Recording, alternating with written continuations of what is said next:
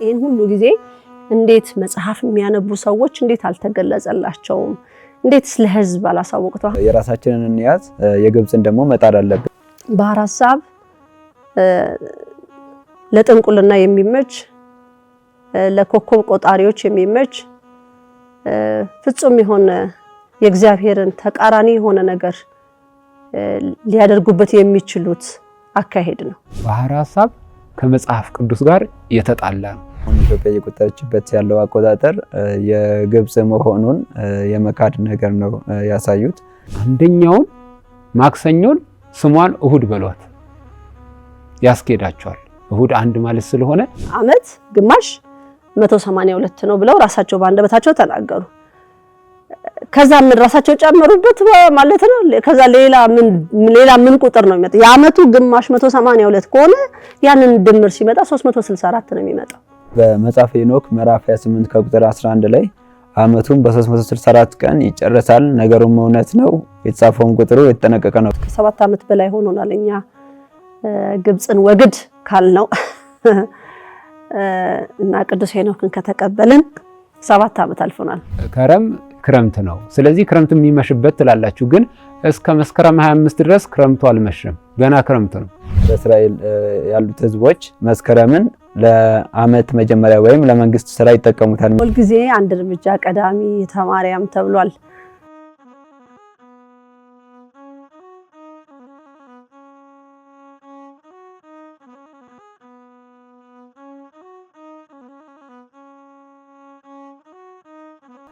በስመ አብ ወወልድ ወመንፈስ ቅዱስ አሐዱ አምላክ የተባረክ ስሙ ለእግዚአብሔር ለዛብጻነ እስከ ሰዓት አምላካዊነ ቅዱሳን እምነ እግዝእትነ ማርያም ወላዲተ አምላክ ኪዳነ ምሕረት በእንተ ኩሉ ነገር ዘገበርኪ ለነ ዘትገብሪ ለነ ንሴብሐኪ ክቡር መስቀል ቅዱሳን መላእክት ጻድቃን ሰማዕታት ደናግል መነኮሳት ንሴብሐክሙ። እንግዲህ በማህበራዊ ሚዲያ ሲመላለሱ ስለነበሩት በዘመን አቆጣጠር ዙሪያ ለተነሱት ጥያቄዎች መልስ ምንሰጥ ይሆናል ማለት ነው። ዛሬ እኔ ዲያቆን ለሰንበት በረከት አለው። አነ ንግስተ ነገስታት እህተ ማርያም ዘአቢሲኒያ። እኔ መምህር ፍቅረ ማርያም ኢሳያስ። እንግዲህ ያው በማህበራዊ ድረገጽ ላይ የተላለፉት ምንድነው? አንደኛ የኢትዮጵያ አቆጣጠር አሁን ኢትዮጵያ እየቆጠረችበት ያለው አቆጣጠር የግብጽ መሆኑን የመካድ ነገር ነው ያሳዩት። አንድም ደግሞ የግብጽ መሆኑን የመድኃኔዓለምና የቅድስት ድንግል ማርያም ማህበር ዘኢትዮጵያ አቢሲኒያ እስካሁን ሲመሰክር ስለነበረ ይህንም ደግሞ የኢትዮጵያ የሆነው ትክክለኛው የቅዱስ ሄኖክ ነው፣ የራሳችንን እንያዝ፣ የግብጽን ደግሞ መጣር አለብን ከግብጽ የመጣውን የሚለውን የቅዱስ ሄኖክ ደግሞ ይለያል አሁን ካለው አቆጣጠር ልዩ ነው የሚለውን ነገር ደግሞ ማህበሩን ሲያስተላልፍ ስለነበረ ይህንን በተመለከተ እንግዲህ ዘርዘር ያለ ማብራሪያዎች ይኖሩናል ማለት ነው። በዚህ ዙሪያ እንቀጥላለን። መልካም። እግዚአብሔር ስሙ የተመሰገነ ይሁን። ወላዲተ አምላክ ክብር ይግባት።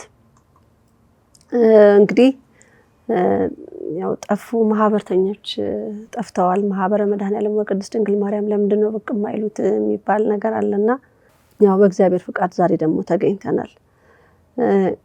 አንዳንድ ነገሮች የሚነሱ ነገሮች አሉ በየጊዜውና ወቅቱን ጠብቀው ህዝቡን የሚቀሰቅሱ ነገሮች ይነሳሉና እኛ ደግሞ በዛ ሹልክ ብለን የሆነ ነገር ግልጥ ማድረግ እንፈልጋለን። እኔ በአጠቃላይ እንደ ከአምላክ መልእክት ተሰጥቶኛል መብርሃን እየመራችኝ ነው ከማለት የተነሳ ህዝብ ፊት ስቀርብም እውነትን ነው የምናገረውና አሁን በአቶ ሮዳስ የተላለፈው መልእክት እንግዲህ ይቅርታ ይደረግልኝ ዲአር የምትለውን ባለመጨመር ያው ከአክብሮት ጋራ ነው ዲአር የምትለውን ያልጨመርኩት በንቀት በጥላቻ ምናምን እንኳን አይደለም በእውነትና ከአክብሮት ጋር ነው። ብዙ ጊዜ በዚህ ኦርቶዶክስ በሚለው ወይም ደግሞ ባህር ሐሳብን በተመለከተ ቤተክርስቲያን አይወክሉም ወይም አይመለከታትም ለቤተክርስቲያን አይመጥናትም ብዬ የማምነው ነገር ያው በመንፈስ ቅዱስ የተሰጠኝን ነው። በአሁን ዘመን ደግሞ ያው መጽሐፍ እያገላበጡ እያዩ እያመሳከሩ ነው የሚናገሩት። አንዳንዴ ሳያውቁት እውነታውን ቁጭ ያደርጉታልና ይሄ ደግሞ ማለት ለህዝቡ እንደተደበቀበት እውነታ ህዝቡ ማወቅ አለበት። እንግዲህ እኔ ከሆነ እድሜ በኋላ ነው ይሄ ነገር ለኔ ተገልጦ ለህዝብ ያሳወቅኩት። ይሄ ነገር በፊት ጊዜም የነበረ ነገር የተቀመጠ ነገር ነው። ህዝብ ደግሞ ምንድነው እንዴት ለምን የሚል ነገር ብዙ ጊዜ ጥያቄ የለውም። መኖር አለበት ብለን እናምናለን። ለምን፣ እንዴት፣ ወዴት የሚለው መቼ ወዘተ እየተባለ መጠየቅ መልመድ አለብን። እኔ ይሄንን ነገር መልእክት ሳመጣ ያው ጸሎት እያስኩበት አንዳንዴም ደግሞ በቃ ይሄ መልእክት ነው ለህዝቡ አሳውቂው ሲባል በእምነት ለህዝብ አሳውቃለሁ ማለት ነው። ያ ነገር ግን አንብቤው ሳይሆን ያው መጽሐፉ ላይ የሚገኙ ነገሮች አዋልድ መጽሐፍት ላይ የሚገኙ ጽሁፎች ተቀምጠው በዛ ላይ ህዝብ ያላያቸውን እንግዲህ መንፈስ ቅዱስ ይገልጻል በሰዓቱ ማለት ነው። እንግዲህ ያን የገለጸውን ደግሞ ለኔ ያሳወቀኝን ደግሞ ለህዝብ አሳውቃለሁ እንጂ አሁን ዲያቆንም መምህር ፍቅረ ማርያምም እዚህ ጋራ መጽሐፍ እየገለጡ ያስረዱናል። እኔ ግን ያን ተከፍቶ አይደለም ያስረዳኝ መንፈስ ቅዱስ ይሄንን በዩ እየተባለ ነው። እንግዲህ አሁን ብዙ ጊዜ ብዙ የተማሩ ሰዎች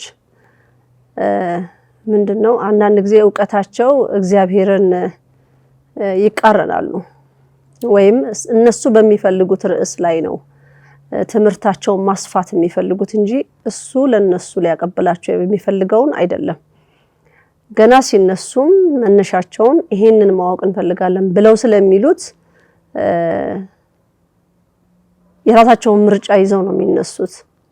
የራስን ምርጫ እንኳን ኖሮ እግዚአብሔርን ደግሞ ቢያስቀድሙት ብዙ ነገር ይገልጻል ብዬ አምናለሁ።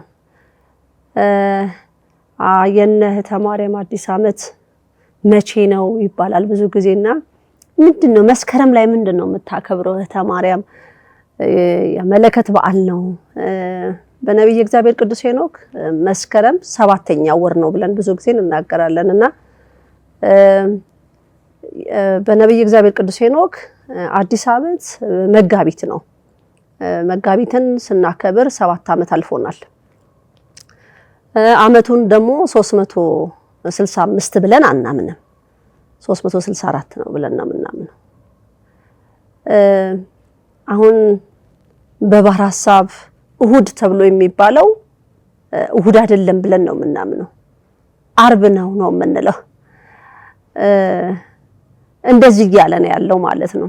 እንግዲህ በባህር ሐሳብ ደግሞ ሰኞ ተብሎ የሚባለውን በነብይ እግዚአብሔር ቅዱስ ሄኖክ ቅዳሚት ነው የሚባለው። በባህር ሐሳብ ማክሰኞ የሚባለውን እኛ ደግሞ ሰንበት ናት እሁድ ብለን እናምናለን። እንደዚሁም ቀናቶቹን አስመልክቶ በሶስት ቅድስት ሥላሴ ነው የሚለው ብለን ነው የምናምነው። በሰባት ወላዲት አምላክ ናት ብለን ነው የምናምነው።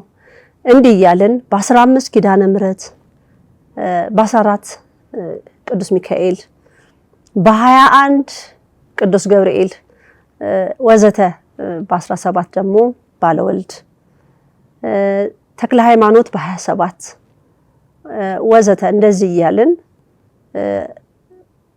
ቀናቱን በዚህ መልክ ነው የምንቆጥራቸው ማለት ነው። አጽዋማትም አሉን። አጽዋማቱም በሱባኤ የተለኩ ናቸው። እናም እኛ የምንቆጥርበትን አቆጣጠር ብዙ ሰው ምንድነው እንደው ስም ተሰጥቶ ነበር። ሁልጊዜ አንድ እርምጃ ቀዳሚ ሁልጊዜ አንድ እርምጃ ቀዳሚ ተማርያም ተብሏል። እንግዲህ ያው ሁሉም አብሮ እንዲቀደም እግዚአብሔር መንፈስ ቅዱስ በሩን ከፍቷል ብዬ አምናለሁ። እኔ በእምነት ነው በእምነትና በእምነት ሌላው ደግሞ በእውቀት እንግዲህ የትኛው እንደሚበልጥ እንግዲህ ለህዝቡ ዳኝነቱን ትቼዋለሁ። እኔ በእምነት መንፈስ ቅዱስ ያለኝን እስከዛሬ ድረስ እንግዲህ 11 ዓመት ከዛም በላይ ሆኖኛል አገልግሎት ላይ። እንግዲህ መንፈስ ቅዱስ አይዋሽም። መንፈስ ቅዱስ የተሳሳተ መንገድ ውስጥም አልከተተኝም። አልመራመርም። የነገረኝን በእምነት በጸሎት ብቻ ነው በቃ ማረጋግጠው። እስካሁን ድረስ ያለሁበት ደረጃ ያደረሰኝ የመንፈስ ቅዱስ ድንቅ ስራ ነው ብዬ አምናለሁ። እውቀትም ያላቸውም ሰዎች እውቀታቸውን ከእግዚአብሔር ጋር ቢያደርጉት የበለጠ ይገልጻል ብዬ አምናለሁ። ግን እውቀታቸውን ግን የለም የኛ ብቻ ነው ህዝቡ እንዲቀበለን ህዝቡ ብቻ እኛን እንዲሰማን ካሉት ደግሞ ያ የሆነ ሰዓት ላይ ይወድቃል ማለት ነው። ስለዚህ እኔ እውቀትን ከእግዚአብሔር ጋር ቢደረግ የበለጠ ለህዝብ ለታሪክ ለትውልድ የሚጠቅም ነገር መሆን ይችላል ብዬ አስባለሁ። አሁን በቅርቡ ንግስተ ነገስታት ሰማርያም ዘአቢሲኒያ ብያለሁ። ይህንን ስል አቢሲኒያ ስል ብዙ ሰው የሚመስለው እቺ ኢትዮጵያን ብቻ ይመስለዋል። ግን ዛሬ አፍሪካ ተብላ የምትባለው ኤዥያ ተብላ የምትባለው አረ ወደ ሌሎችም መሄድ እንችላለን። ዛሬ እስራኤል ተብላ የምትባለውን እሱን ሁሉ ጠቅልዬ ነው የምናገረው። ከዚህ ቀደም እንደውም ካርታ አስተካክያለሁ። አቢሲኒያ ብዬ የምለው እቺን አሁን ያዝናትን ኢትዮጵያን ብቻ አይደለም ያን ሁሉ ነው መንፈስ ቅዱስ የሚናገረኝ ማለት ነው። ምን ያህል ነው ህዝቡ እውቀቱ ምን ያህል ነው ሰው ብሎ የሚያዳምጠው ስለ ታሪኩም ይሁን ስላለው እውነታ የዚችን ሀገር ታላቅነት ከሰው አይደለም የሰማሁት ብያለሁ። ከመንፈስ ቅዱስ የሰማሁትን ወደ ሀገር ግቢ እዛ ትልቅ ነገር አለ ተብዬ ነው የመጣሁት። ስመጣም እውነት ነው በስጋ ምናልባት ሰው ልጅ የሚጠብቀው ነገር ይኖራል። ግን እኔ በእግዚአብሔር ጠብቄ ያየሁት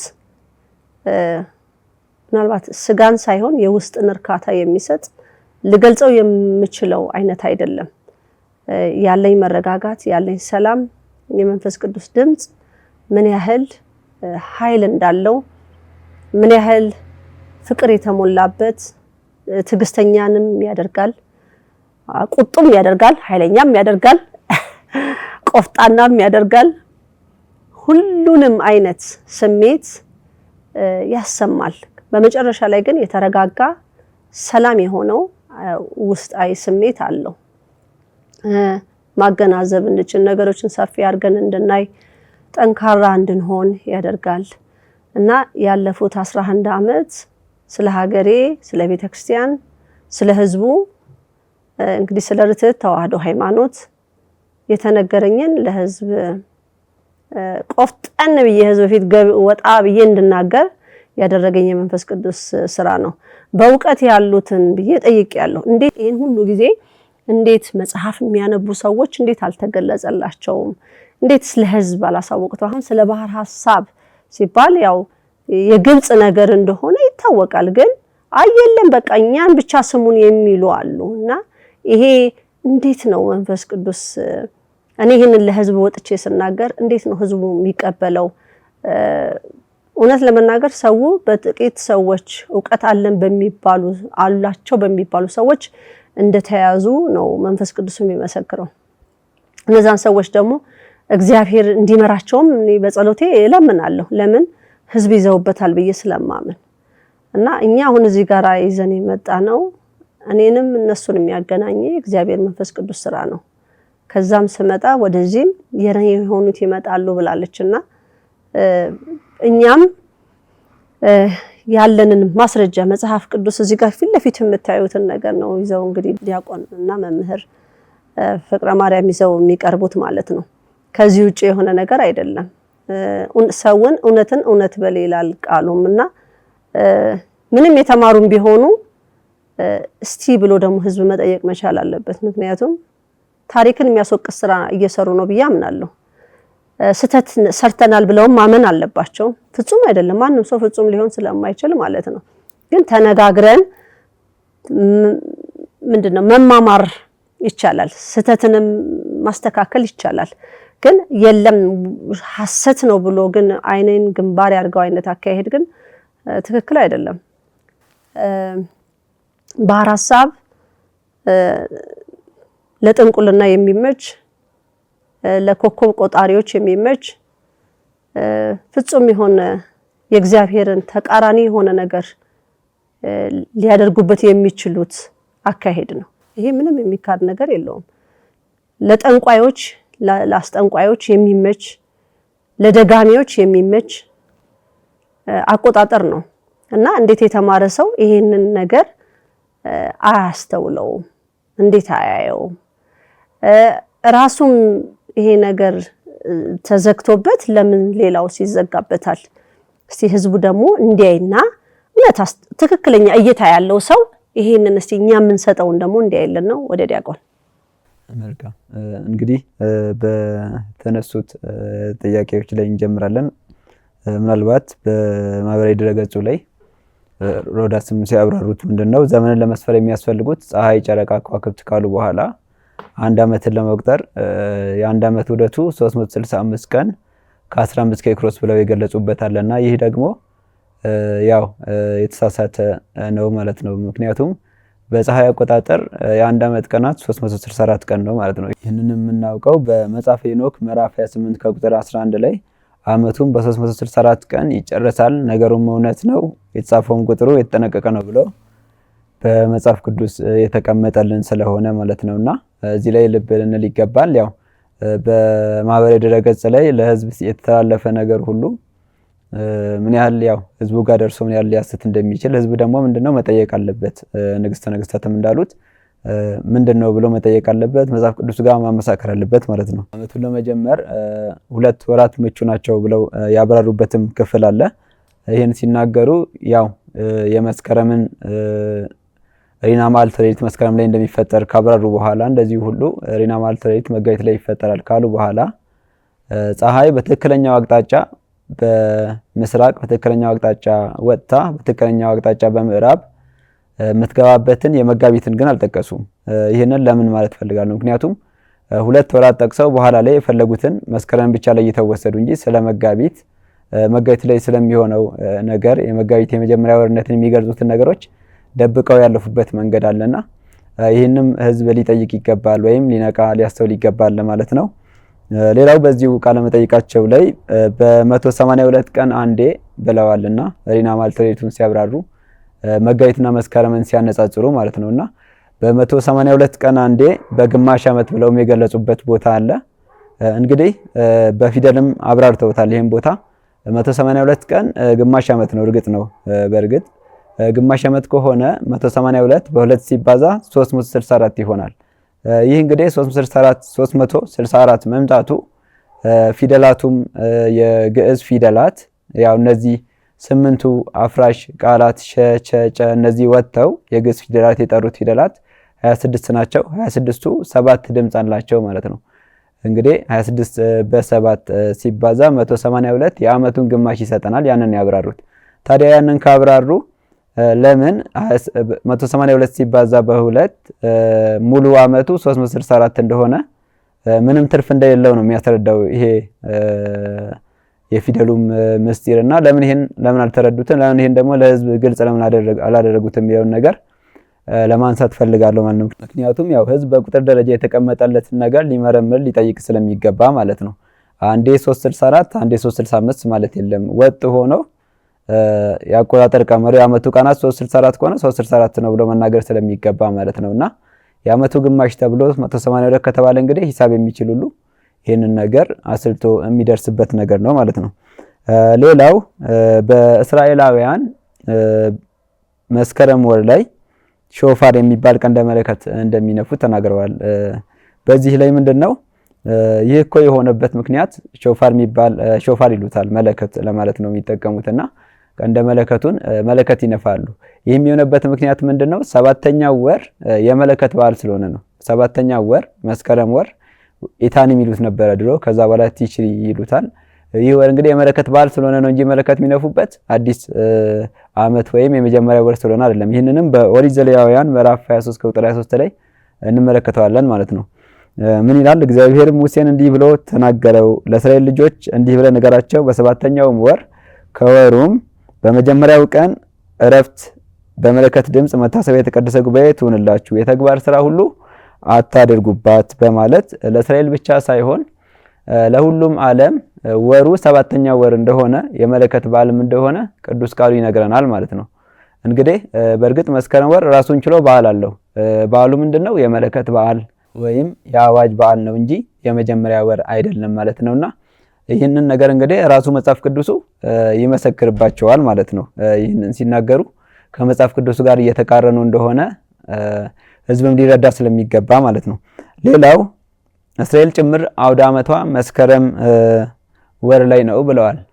እዚህ ጋር መጀመሪያ መጋቢት ስለነበረ የእስራኤላውያን የመጀመሪያ ወሩ ለምን መስከረም ሆነ ብለው ህዝብ ሊጠይቅ ይገባል። ምክንያቱም ምክንያት ስላለው ነው ማለት ነው። እስራኤል ወደ መስከረም የመጣችበት ወይም የመንግስታዊ ክንውኖቹን ለማከናወን ወደ መስከረም የመጣችበት ምክንያት ስላለው ማለት ነው። በነገራችን ላይ ያው እንደዚህ ዕብራውያን፣ እስራኤላውያን፣ አይሁድ እያለ የሚገልጸው ታሪክ አንድ ከቦታ አቀማመጥም የተነሳ የቅድስት ሀገር አቢሲኒያ ግዛቶች እስከ እስራኤል በአሁኑ ሰዓት እስራኤል ተብሎ የሚጠቀሰው ሀገርንም ስለሚያካትት አንድም ደግሞ የቅድስት ሀገር አቢሲኒያ ታሪኮች በእስራኤል የተነገሩም ስላሉ ይህንን እንግዲህ እንደ ቅድስት ሀገር አቢሲኒያም ታሪክ ነው የምንወስደውና አሁን ባለው አጠራር ግን እስራኤል ብለው በተቀመጠው የመረጃ ሰነዶች ያለውን እውነታ መግለጥ ይቻላል። በዛ መልኩ እሳቸው እስራኤል አሁን ድረስ መስከረም ትላለች ብለው አሁን ላይ ያሉት በእስራኤል ያሉት ህዝቦች መስከረምን ለዓመት መጀመሪያ ወይም ለመንግስት ስራ ይጠቀሙታል የሚለውን እንዴት እንደመጣ እንመለከታለን ማለት ነው። እንግዲህ የመጀመሪያው የግብጽ ምርኮ ነው። እስራኤላውያን ወይም የአይሁድ ህዝብ ከእግዚአብሔር አምላክ በተሰጣቸው በ364 ቀን ዓመቱን ሲቆጥሩ ነበረ። እንደዚሁ መጋቢትን የመጀመሪያ ወር አድርጎ በሚወስደው በቅዱስ ሄኖክ አቆጣጠር ሲቆጥሩ ነበር። እንደዚሁም ለዓለም የተሰጠ ታሪክ ነውና ይህንን ሲቆጥሩ በነበረበት ሰዓት ወደ ግብጽ ምርኮ በወረዱበት ሰዓት በዓመተ ዓለም ነው የሚገልጸው። ከ1800 ዓመተ ዓለም እስከ 1250 ዓመተ ዓለም አካባቢ በነበረው ጊዜ በምርኮ የነበሩበትን ጊዜ ይናገራል። እንግዲህ እስራኤላውያን በግብጽ ምርኮ በነበሩበት ሰዓት ዓመታቸው የሚጀምሩት በመኸር ወቅት በመስከረም ወይም በኤታኒም ነበረ።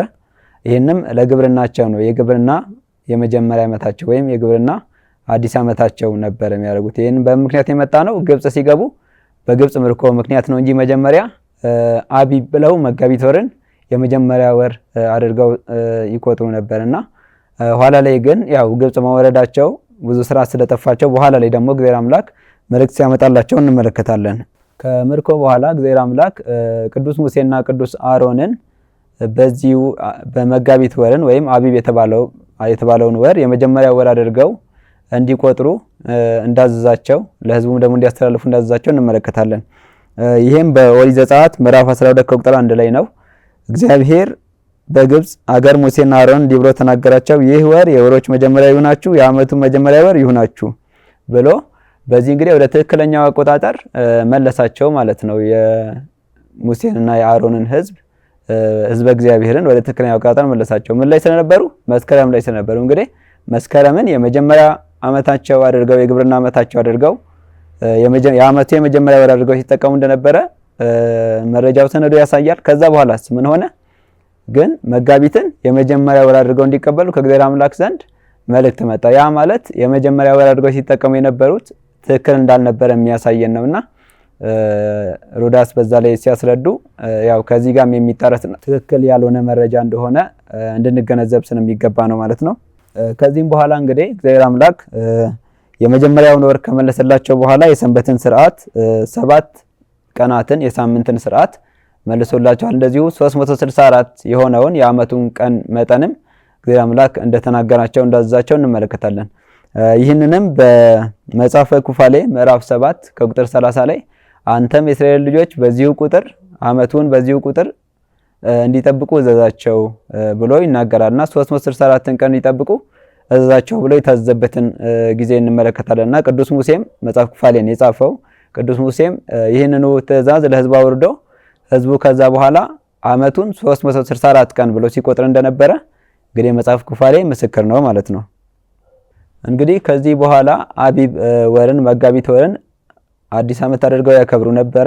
እንደዚህ ሁሉ ከግብጽ የወጡበትን እያሰቡ ያከብሩታል። ሌላው ደግሞ ሶስተኛውን ወር ግንቦትን ወይም ሲቫን ይሉታል። ይህን ወር ደግሞ በዓለ ሃምሳን በሲና ተራራ ከእግዚአብሔር አምላክ ዘንድ ሕግን የተቀበሉበትን እያሰቡ ያከብሩት ነበር። ሰባተኛው ወር ኤታኒምን ደግሞ መስከረምን ምን ብለው ያከብሩ ነበር? የዳስ በዓል ብለው በበረሃ ሳሉ በዳስ ይኖርበት የነበረውን ጊዜ በማሰብ ያከብሩ ነበር ማለት ነው። እንግዲህ ከዚህ በኋላ ነው እስራኤላውያን በባቢሎን ምርኮ የወደቁት። በ586 ዓመተ ዓለም በባቢሎን በናቡከደነጾር ተማረኩ ማለት ነው። እንግዲህ በዚህ ምርኮ ሰዓት አሁንም ከእግዚአብሔር ሕግ እንዴት እንደወጡ እንመለከታለን ማለት ነው።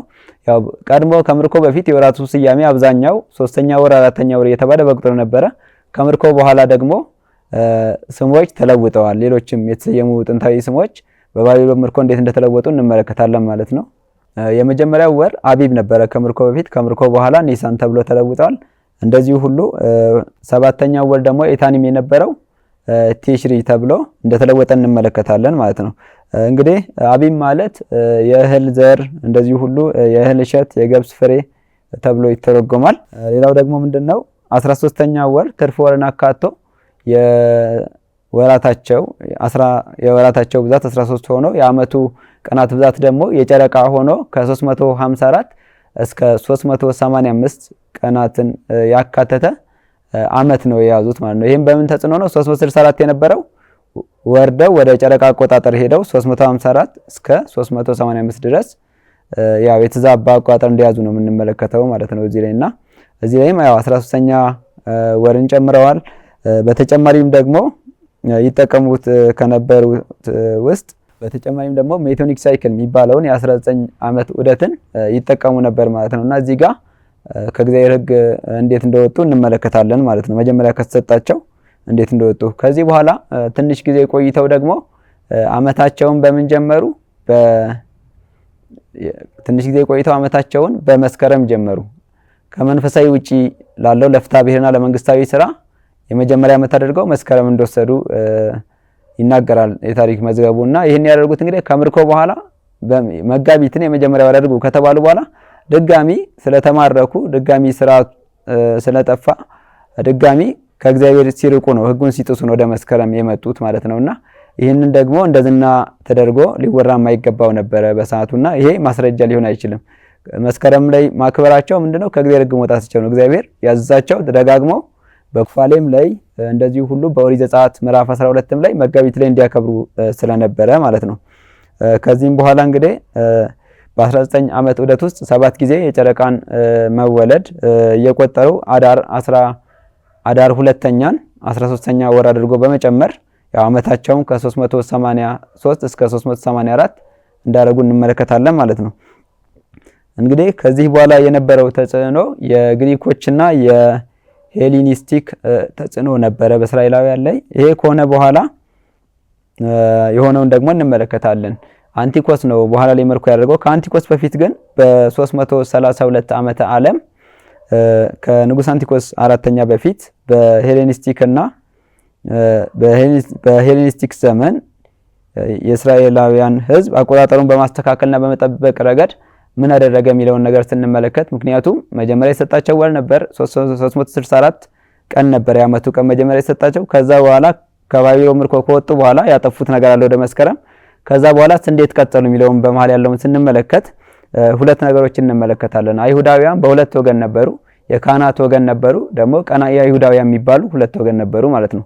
እንግዲህ የካህናቱ ወገን በቤተ መቅደሱ የሊቀ ካህናቱ አስተዳደር የተጠቀሙት ስርዓት በፊት በባቢሎንና በግብጽ ተጽዕኖ ስር ስለነበሩ የሊቀ ካህናቱ የጨረቃ ፀሐይ ወይም ሉኒ ሶላር የሚባለውን አቆጣጠር ይጠቀሙ ነበር። ይህም በምን የመጣ ነው? ግሪክና የባቢሎን ተጽዕኖ ስለነበረባቸው ማለት ነውና ከዚህ ላይ ምን እንረዳለን? አሁን ራሱ ያሉት ካህናት የግሪክ ከስያሜና ከአቆጣጠር አንፃር የግሪክና የግብጽ ተጽዕኖ እንዳለቀቃቸው እንዳለባቸው ነው የምንረዳው ማለት ነው።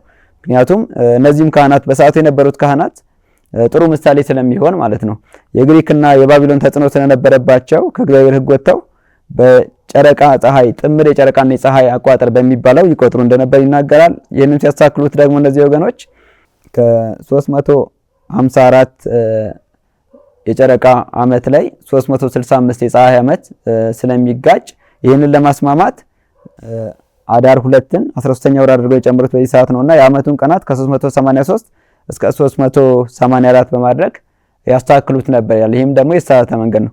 ሁለተኛው እንግዲህ ቀናኢ ሃይማኖት ቡድኖች የተባሉት ናቸው። እነሱም ደግሞ መጽሐፈ ሄኖክንና መጽሐፈ ኢዮቤልዩን ይዘው ነው የተነሱት። እነዚህ ቀናኢ ማህበረሰቦች ደግሞ የጨረቃ አቆጣጠር እየተስፋፋ ሲመጣ የካህናቱን አካሄድ ተቃውመው ቀናኢ አይሁድ ወይም ኤፌናውያን ወይም የኩምራን ማህበረሰብ የተባሉት ማለት ነው ኋላ ላይና እነዚህ ትክክለኛውን ከእግዚአብሔር አምላክ የሰጣቸውን ታሪክ ለካህናቱ ለማስረዳት ለሕዝቡ ለማስረዳት ነበር እየሞከሩ ያሉት ማለት ነው። ይህንም የቤተ መቅደሱን የጨረቃ አቆጣጠር የተበላሸ ነው በማለት በጥንታዊው የ364 ቀናት የፀሐይ አቆጣጠር ይጸኑ ነበር። የዓመቱንም ቀናት በትክክል 364 ቀን 52 ሳምንት ያሉት ሲሆን በዓላት ሁል ጊዜ በቋሚ የሳምንቱ ቀን እንዲውሉ የሚያደርግ ነበር። 364 እኩል ለ7 የሚካፈልም ስለሆነ 52 ሳምንት ስለሚመጣ እያንዳንዱ በዓላት ቀናት በሳምንቱ ቀናታቸው የሳምንቱን ቀናታቸውን ሳይለቁ ቀኑንም ሳይለቁ ቁጥሩንም ሳይለቁ ይውላሉ ማለት ነውና ይህንን ነበር እነዚህ የኩምራን ማህበረሰብ ወይም ቀናኢ አይሁድ የተባሉት የጥንቱን ይዘው ከጥንቱ ከእግዚአብሔር ስርዓት አንውጣ ብለው እንደነበረ እናስተውላለን። እና እዚህ ላይ ምንድነው የምናየው? የመድኃኔዓለምና የቅድስት ድንግል ማርያም ማህበር ዘኢትዮጵያ አቢሲኒያ አሁን ላይ የጥንቱን ስርዓት ይመለስ ብሎ የመጣበት መንገድ በዛ ሰዓት ከነበሩት ኩምራን ማህበረሰብ ተብሎ ከተጠቀሱት ጋር የሚያመሳስለውና አንድ የሚያደርገውን መንገድ እዚህ እናያለን ማለት ነው።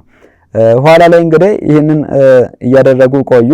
ስለዚህም ያው መጽሐፍ ቅዱስ በሰዓቱ የነበረውን ነገር ሲገልጽ ምን ይላል?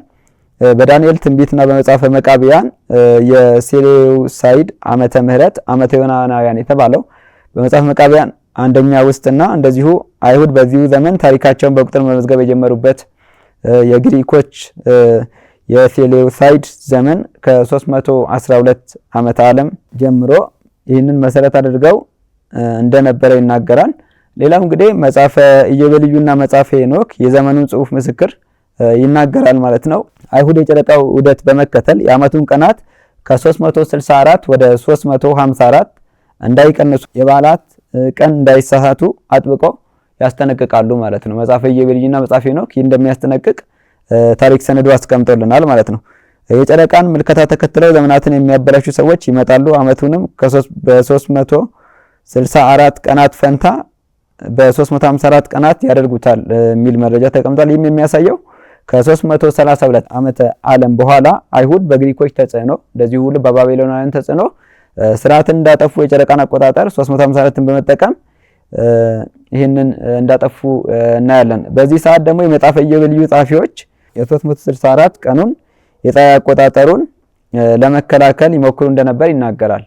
የ364 የፀሐይ አቆጣጠር ነው መሆን ያለበት፣ የጨረቃው አቆጣጠር መሆን የለበትም ብለው የመጽሐፈ ኢዮቤልዩ ጸሐፊዎች በሰዓቱ ይከራከሩ እንደነበር የምንመለከትበት ነውና እንግዲህ ከ332 ዓመተ ምህረት በኋላ አንቲኮስ አራተኛ ንጉስ አንቲኮስ አራተኛ ከመንገሱ በፊት በቤተ መቅደስ ያሉት የጨረቃውን አቆጣጠር ሲይዙ ኩምራን የተባሉት ደግሞ ቀናኢ አይሁዶች ደግሞ የፀሐይ አቆጣጠር የተባለውን በጥንታዊነቱ ለማስጠበቅና ለማስቀረት ሲታገሉ እንደነበር እናያለን። ኋላ ላይ ግን ንጉስ አንቲኮስ በመጣበት ሰዓት ንጉስ አንቲኮስ 364 ቀንን እንዳይቆጥሩ አገዳቸው ነው የሚለው። መጋቢትንም ወር የመጀመሪያው እንዳያደርጉ አገዳቸው ነው የሚለው። ይህንን ታሪክ ስንመለከት እነዚህ ቀናኢ አይሁዳውያን የተባሉት የኩምራን ማህበረሰብ በሰዓቱ የጥንቱን ስርዓት እናስጠብቅ ብለው እንደተሳካላቸው እንረዳለን ማለት ነው። ምክንያቱም አንቲኮስ ንጉስ መጥቶ የጨረቃን አቆጣጠር ነው የሰጣቸው። ወደ ጨረቃው አቆጣጠር ስለከተታቸው መጀመሪያ የካህናቱ ጨረቃ አቆጣጠር ላይ ነበሩ። ግን ጨረቃ አቆጣጠር ላይ ኖረው ድጋሚ ወደ ጨረቃ አቆጣጠር አይከታቸውም። ህዝቡ እነዚህ ማህበረሰብ ገፍተው ሄደው መላው ህዝቡን ወደ 364 የዓመት ቀናት መጋቢት ወይም አቢብ የሚሉትን ወር የመጀመሪያ ወር አድርገው የእግዚአብሔር ሕግና ትእዛዙን ጠብቀው የሚሄዱበትን መንገድ አስጠብቀው እንዳሰፈኑ ነው የምንረዳው ማለት ነው። ከዚህ ላይ በአንቲኮስ ንጉስ ጊዜ የነበረውን ደግሞ ወደ ኋላ ላይ እንመለከታለን። መምህር ፍቅረ ማርያም ያስረዱልን። አምላክ አብርሃም ቅዱስ እግዚአብሔር ለዚህ ሰዓት በሰላምና በጤና ያደረሰን ይህን እንድንነጋገር ይፈቀደልን። ክብር ምስጋና ለእርሱ ይሁን። እሺ ከተነሳ ይቀር የዘመን አቆጣጠር የሰው ልጅ በህይወቱ ከሚያስፈልጉት መሰረታዊ ፍላጎቶች ውስጥ ነው፣ ከምግብ ከመጠጥ በላይ። ምክንያቱም ወደ አምላኩ የሚመራው ነገር ስለሆነ ማለት ነው። ነብየ እግዚአብሔር ቅዱስ ሄኖክ አካሄዱን ከእግዚአብሔር ጋር ስላደረገ ይህንን የዘመን አቆጣጠር ስለተጠቀመ በመንፈሳዊ መሰላል ከፍ ማለት ችሏል። ስለዚህ የሰው ልጅ ከሚያስፈልጉት መሰረታዊ ፍላጎቶች ውስጥ ወይም ደግሞ የሃይማኖት ዋና ምሰሶዎች ውስጥ የዘመን አቆጣጠር ነው። ዘመንን ለመቁጠር፣ ዘመንን ለመስፈር፣ ወቅታትን ለመለየት፣ በዓላትን ለማውጣት የሚያስፈልገን አንድና አንድ ነገር የቅዱስ ሄኖክ ዘመን አቆጣጠር ነው። ለዚህም ሰዎች ሁሉ በየወራቸው እንደ ስርዓታቸው የዘመኑን ጊዜ ያውቁ ዘንድ እንደ ወራቸው ስርዓት የሰማይን ምልክት በመጽሐፍ ጻፈ ይላል። ሰዎች ሁሉ አሁን ያሉ ሰዎች ብቻ አይደሉም፣ ያለፉ አሁን ያሉ ብቻ አይደሉም፣ የሚመጡ ሰዎች ሁሉ እንደ ስርዓታቸው የዘመኑን ጊዜ ያውቁ ዘንድ የትኛው ዓመት ላይ እንዳሉ ዓለም ከተፈጠረበት አንጻር እነሱ የሚኖሩበት ዘመን ምን ደረጃ ላይ እንዳለ የሚያውቁበት እንዲሁም ደግሞ እንደ ወራቸው ስርዓት የሰማይን ምልክት በመጽሐፍ ጻፈ ነው የሚለው። የሰማይን ምልክት ፀሐይ ቢባል፣ ጨረቃ ቢባል፣ ከዋክብት ቢባል በዚህ ይጠቃልላል ማለት ነው። ይህን ሁሉ ጠቅልሎ የጻፈው ማን ነው? ቅዱስ ሄኖክ ነው። እሺ ቅዱስ ሄኖክ ይህንን የዘመን አቆጣጠር ለዓለም ከሰጠ ወዲህ ቅድስት ሀገር ኢትዮጵያ የእርሱን አቆጣጠር አስቀድማ ትጠቀመው ነበር፣ ከአባታችን ከቅዱስ አዳም አንስቶ ማለት ነው። ሆኖም ግን እሷ ቅድስት ሀገር ኢትዮጵያ ይህንን አቆጣጠር ስትጠቀም ገና ማለት ነው ገና 2500 ቅድመ ልደተ እግዚእ ጥንታዊ ግብፅ 361 ዓመት ነው ብላ ሳትቆጥር በፊት ማለት ነው። ከዛም በኋላ ደግሞ 360 ላይ አምስቱን የጣዖታት የጳጉሜ ቀናትን ጨምራ 365 ነው አንድ ዓመት ባለችበት ጊዜም ኢትዮጵያ በቅዱስ ሄኖክ የዘመን አቆጣጠር ትሄድ ነበር። ከዛ ደግሞ የራሷ ሰው የሆነውን የበጥሊሞስ ሳልሳይን የጳጉሜ 6 ምክርን ደግሞ በ25 ቅድመ ልደተ እግዚእ ተቀብላ ጳጉሜ 6 ነው ብላ ስትጠቀም ኢትዮጵያ ያኔ የቅዱስ ሄኖክ የዘመን አቆጣጠር ነበር የምትጠቀመው። ከዚህ በኋላ ነው እንግዲህ ነገሮች ሁሉ ወደ ቅድስት ሀገር ኢትዮጵያ ስር እየሰደዱ የጥንታዊው የግብፅ የዘመን አቆጣጠር ወደ ኢትዮጵያ መፍለስ የጀመረው ማለት ነው። እሺ ባህረ ሐሳብ መሰረታዊውን ማንነቱን እናያለን። ባህረ ሐሳብ ከመጽሐፍ ቅዱስ ጋር የተጣላ ነው። ከመጽሐፍ ቅዱስ ጋር ብቻ አይደለም፣ ከራሱ ጋር የተጣላ ነው። ይህንን ወንድማችን ሮዳስ በቅርቡ ባቀረቡት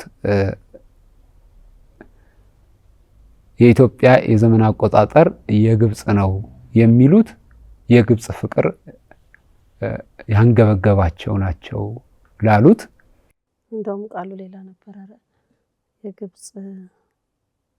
የግብፅ ናፋቂዎች እኛ የጥንቲቷን ቅድስት ሀገር ኢትዮጵያ የጥንቲቷን አቢሲኒያ የምንናፍቅ ነን። ነገር ግን ለመመለስ ያክል ባህረ ሐሳብ ላይ ያሉ ሊቃውንት የሂሳብ ስሌትን ማቴማቲክስን ተጠቅመው ነው ጳጉሜን ያገኟት ብለዋል። ግን ባህረ ሐሳብ በራሱ ከራሱ ጋር እንዴት እንደማይስማማ እንይ። የባህረ ሐሳብ መሰረታዊ ሕግ ጥንተ ዕለት ጥንተ ቀመር ነው። አብዛኞቹ መምህራን ሲጽፉ መጀመሪያ ቦታ ላይ የሚያስቀምጡት ይሄ ነው፣ ለስሌቱ መሰረት የሚሆን ጥንተ ዕለት ማለት ምን ማለት ነው ሲባል ዓለም የተፈጠረበት። እሺ ይሄ ዕለት መቼ ነው? እሁድ ይላሉ ባህረ ሐሳብ። ከዛስ ሁለተኛው ደግሞ ሕግ አለ ጥንተ ቀመር። ቀመር የሚጀመረው ደግሞ መቼ ነው የሚለው ማክሰኞ። እዚህ ጋር መጀመሪያ ከመጽሐፍ ቅዱስ ጋር እንዴት ተጣላ ብትሉ የመጽሐፍ ቅዱስ ክፍል ኦሪት ዘፍጥረት ምዕራፍ 1 ከቁጥር 5 ላይ እግዚአብሔር ዓለምን ከፈጠረ በኋላ ሰማይንና ምድርን ፈጠረ ካለ በኋላ ማታም ሆነ ቀንም ሆነ አንድ ቀን ይላል። ማታ ሆነ ጠዋትም ሆነ አንድ ቀን። አሁን ጥንተ ቀመር መጣን ማለት ነው። ጥንተ ቀመር ይኸው ማታም ሆነ ቀንም ሆነ አንድ ቀን መቁጠር ተጀመረ። ቀመር መቁጠር ከቁጥር ጋር የተያያዘ ስለሆነ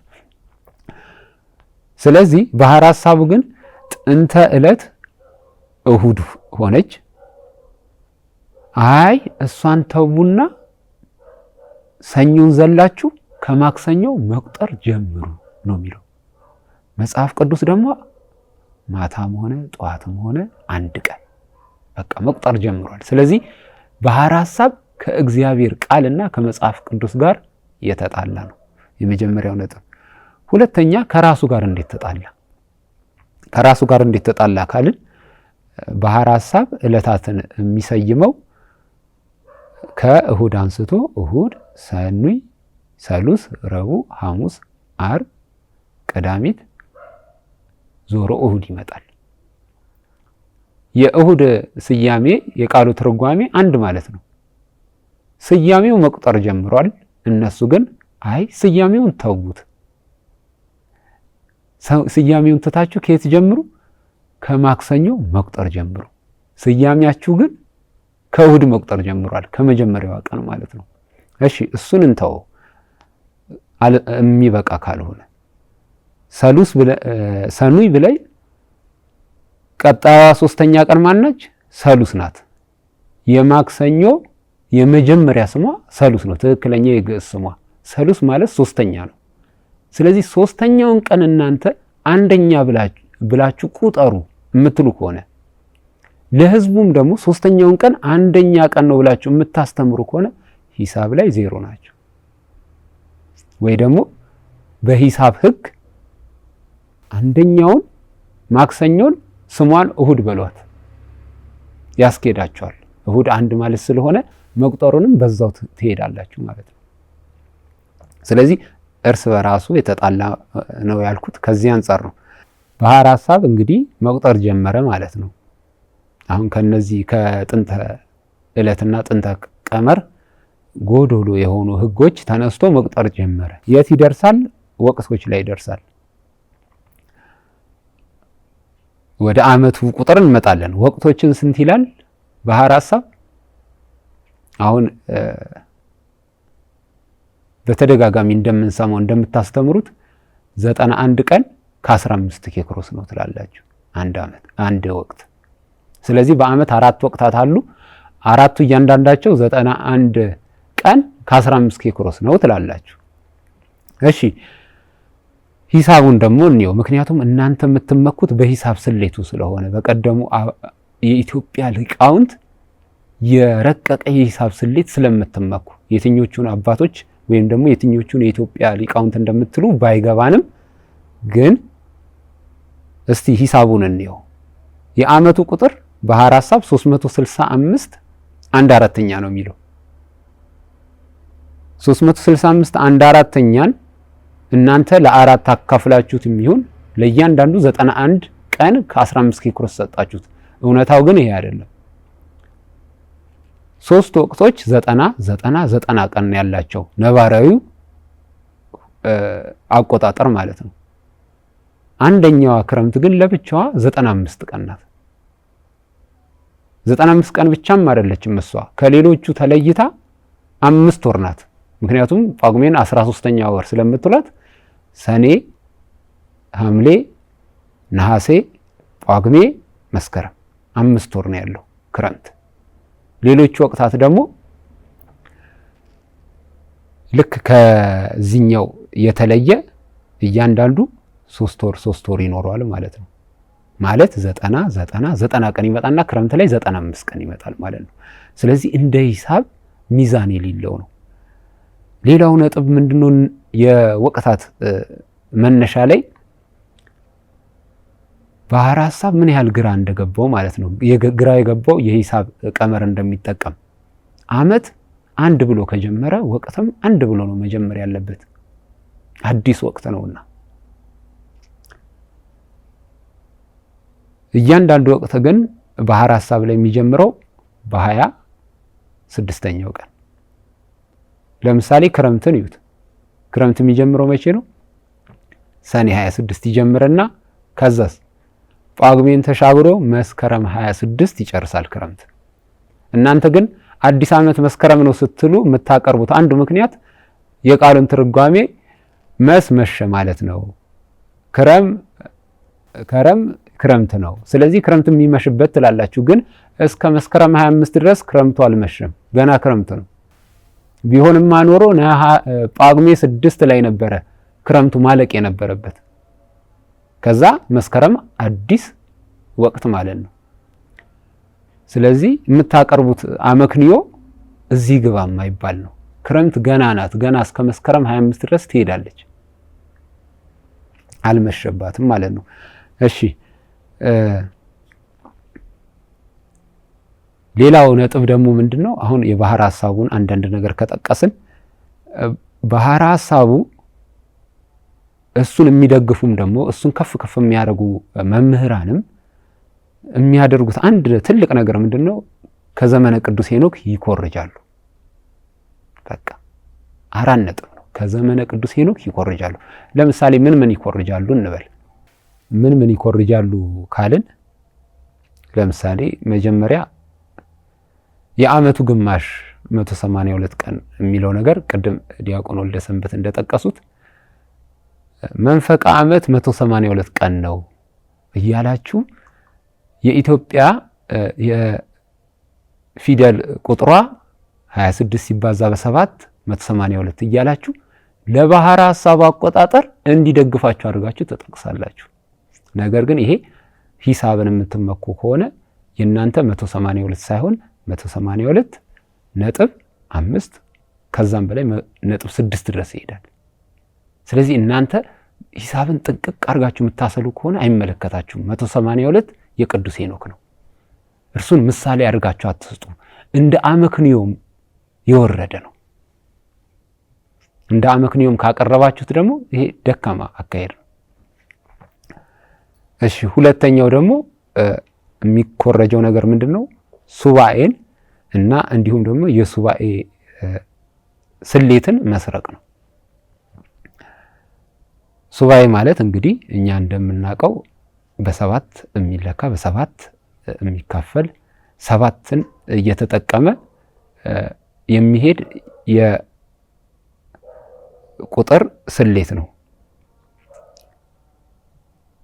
የቅዱስ ሄኖክ የዘመን አቆጣጠር 364ቱን በ7 ስንከፍለው ጥንቅቅ ብሎ ተካፍሎ 52 ሳምንታት ይመጣል። 52 ሳምንታት ያለምንም ቀሪ ይመጣል ማለት ነው። ስለዚህ የቅዱስ ሄኖክ የዘመን አቆጣጠር ለ7 የሚካፈል በመሆኑ ሱባኤ ይመለከተዋል። በሱባኤ ምን መሆን ይችላል? መለካት ይችላል። ይሄ የሂሳብ ሕግ ነው። በ7 የሚካፈል ከሆነ በ7 መለካት ይችላል። ስለዚህ በሱባኤ መለካት ይችላል ማለት ነው። ባህር ሐሳቡስ 365 1/4ኛውን ለ7 አካፍሉት ብትባሉ ነጥብ ቤት ናቸው። ጥንቅቅ ብሎ አይካፈልም። ስለዚህ 365 1/4ኛ ቀን ወይም ደግሞ ባህር ሐሳብ በ7 ወይም በሱባኤ ሊለካ አይችልም። አሁንም ይሄንን የሱባኤ ቋንቋ የሚጠቀም የባህር ሐሳብ መምህር ከሂሳብ ሕግና ከሂሳብ ዕውቀት ነፃ ነው፣ ዜሮ ነው ማለት ይቻላል። እሺ ሱባኤ ባለቤትን ንብረትነቷ የቅዱስ ሄኖክ ስለሆነ እናንተ አትጥቀሷት። በቃ በሱባኤ አትበሉ። ሶስተኛው ደግሞ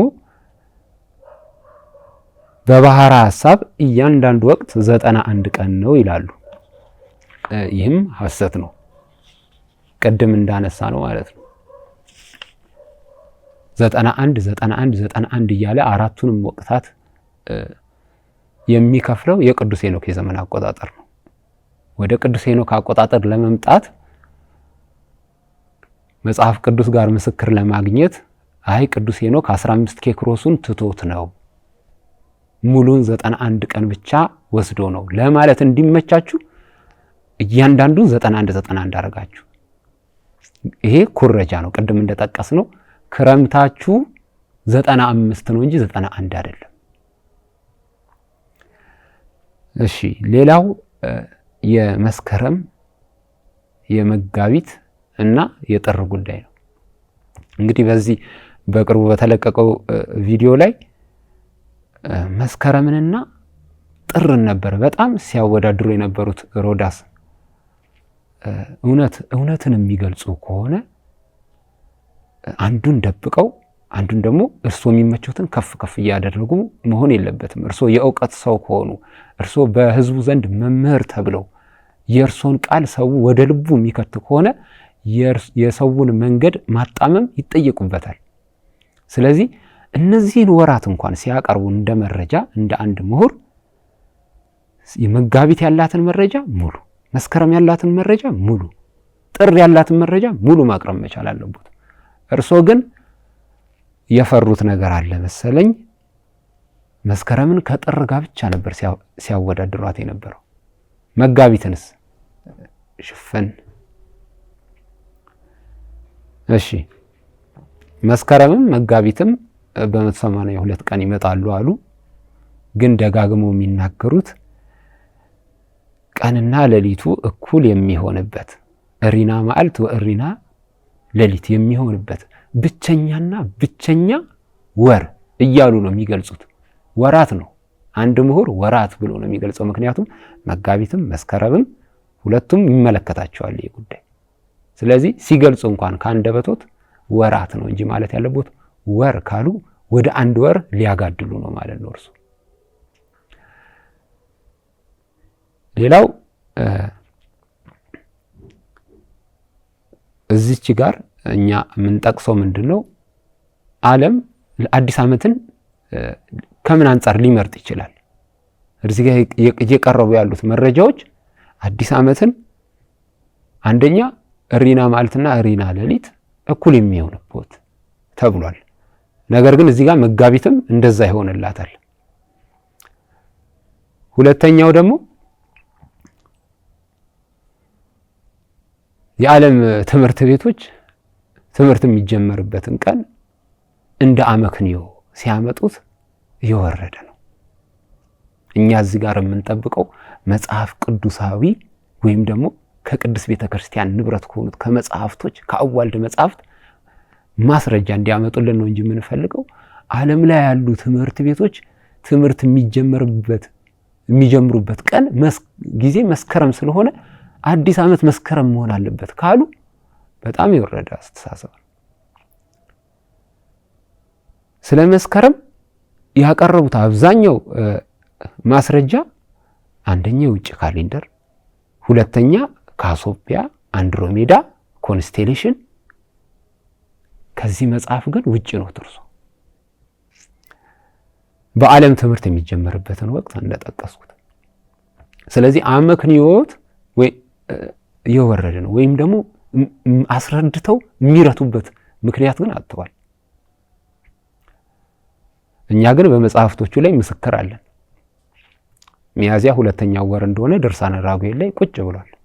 ይሄ ብቻ ይበቃል። ሌላ መጥቀስ አይጠበቅብንም። እኛ ከቅዱስ ቤተክርስቲያን ንብረት እችን ጠቅሰን እንረታውታለን። ድርሳነ ልደቱ ደግሞ በቃ ስለ ቅዱስ ሄኖክ የዘመን አቆጣጠር በደንብ አድርጎ ይመሰክርልናል። እኛ የያዝነው መጽሐፍቶቹን የቅድስት ቤተክርስቲያን መጽሐፍቶች ነው እንጂ እዚህ ግባ የማይባል መረጃ አይደለም ማለት ነው። እሺ አሁን ኢትዮጵያ የምትቆጥርበት የዘመን አቆጣጠር የግብጽ ነው ያለው ማን ነው? ያው ስለተነሳ መመለስም ስላለበት ነው። በመጀመሪያ ደረጃ ይሄን ያለው የመድኃኔዓለምና የቅድስት ድንግል ማርያም ማህበር ነው። ቅድም እንደጠቀስነውም ደግሞ የጥንቷን የቀደሙ ቅዱሳን አባቶቻችንን ታላቋን አቢሲኒያን ታላቋን ኢትዮጵያን ምንናፍቅ ነን እኛ። ለዛም ነው እንዲህ ደጋግመን ህዝብ እንዲሰማው መልስ የምንሰጠው። ታሪኩ የግብጽ ጸሐፊዎቹም የግብጽ ናቸው። ባህር ሐሳብ የሚባለው ነገር እንዳለ የግብጽ ነው ተብሎ ቆየ። ምን ነገር ከጀመረ 7 ዓመት አለፈ። እንግዲህ ይህን ሁሉ ስንናገር መልስ ሳትሰጡ በቅርብ ጊዜ ጳጉሜ ስትናካ እንዲሁም ደግሞ ሰሞኑን አገራችን ላይ እየሆነ ባለው ሁኔታ ወጣችሁ እቺን ምላሽ ሰጣችሁ ማለት ነው። ስለ ጳጉሜ ተናግራችሁ ማታውቁትን ነገር አዎ የግብጽ ናት። ግብጽ እኮ ጳጉሜን ትጠቀም ነበር፣ ጳጉሜ አላት፣ ይህም ደግሞ ጳጉሜ ከጣዖት ጋር የተያያዘ ነው ብላችሁ መሰከራችሁ። እስከ ዛሬ ድረስ ለምን አልመሰከራችሁ? አሁን ላይ እንዴት ልትናገሩ ቻላችሁ? እንዲህም ብላችሁ ደግሞ አላበቃችሁም። እሺ የኢትዮጵያው ጳጉሜ ግን ምን አላችሁ? ይለያል። ምክንያቱም ኢትዮጵያውያን ሊቃውንት ጳጉሜን ያገኟት በሂሳብ ስሌት ነው እንጂ ከጣዖት ጋር የተያያዘ አይደለም አላችሁ። በጣም ጥሩ። ይሄ ስልታዊ አካሄድ ሊሆን ስለሚችል ማለት ነው። እንግዲህ እኛ ደግሞ ጥያቄ እንጠይቃችሁ። እናንተ የምትሏቸው ኢትዮጵያውያን ሊቃውንት በሂሳብ ስሌት ይችን ጳጉሜ ለቅድስት ሀገር ኢትዮጵያ አስልተው ካሰፈሩ የምታስተምሩትም ይሄንን ከሆነ አንድ ዓመት 365 1/4ኛ ቀን ነው ብለው በመጽሐፋቸው የጻፉ ወይ ያስተማሩት የዚች የ365 1/4ኛ ቀን ምንጭ የሆኑትን ኢትዮጵያውያን ሊቃውንት ስም መጥቀስ አለባቸው። እነማን ናቸው? ጳጉሜን ደግሞ እናንተ እንደምትሉት ከአንድ ቀን ከ52 ካሊትና ከ31 ሳልሲት ከትርፉ ከአንድ ቀን ትርፍ ከ24 ሰዓቱ ትርፍ ላይ 52 ካሊትና 31 ሳልሲት ትርፍ አለ ነው የምትሉት። ይህንን ደግሞ የቀደሙት ኢትዮጵያውያን ሊቃውንት ያሰሉት ስሌት ነው። እስከ ሳድሲት ድረስ የሚያሰሉት አባቶቻችን ያሰሉት ስሌት ነው የምትሉት አይደል? ስለዚህ ይህችን 52 ካሊትና 31 ሳልሲት ሰብስበው ጳጉሜንን እንድትሰጥ ያደረጉት ኢትዮጵያውያን ሊቃውንት እነማን ናቸው? አሁን በደፈናው ኢትዮጵያውያን ሊቃውንት የምትሉ ከሆነ ተቀባይነት አይኖርም። እስቲ ስም ጥቀሱ። እናንተ እነዚህ ናቸው እንትና እንትና እንትና ብላችሁ ስማቸውን ዘርዝሩ። ወይስ ስም ከሌላችሁ እንግዲህ ዲሜጥሮስና አቡሻህር ይሆናሉ። እናንተ ኢትዮጵያውያን ሊቃውንት ብላችሁ ሸፍናችኋቸው ሊሆን ይችላል። እነሱ ግን ግብፃውያን ናቸው።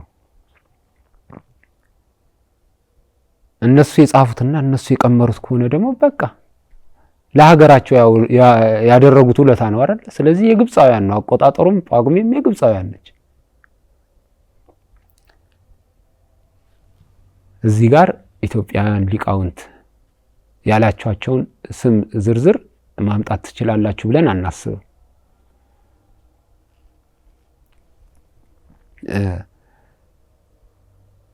አሁን የባህር ሐሳብ ምሁራን የጳጉሜ ከጣዖት ጋር መያያዝ መውጣቱ አይስማማቸውም፣ አንገታቸውን ያስደፋቸዋል። ይህቺ ግን የመጀመሪያው እርምጃ ነች። ባህር ሐሳብ ጠቅላላ የዘመን አቆጣጠሩም ደግሞ እንደዚሁ ከውጭ የተቀበልነው መሆኑ ግልጽ እየወጣ ነው የሚመጣው። ስለዚህ እናንተ መምህራን አንገታችሁን ሳትደፉ በፊት ቀድማችሁ መንቃት ይገባችኋል። መልካም፣ እግዚአብሔር ያክብርልኝ። እንዲያቆም ነው ለሰንበት መምህር ፍቅረ ማርያም እግዚአብሔር ያክብርልን። እንግዲህ ይህንን በጥቂቱ ነው። እስከ ዛሬ ድረስ እኛ ብዙ ተናግረንበታል።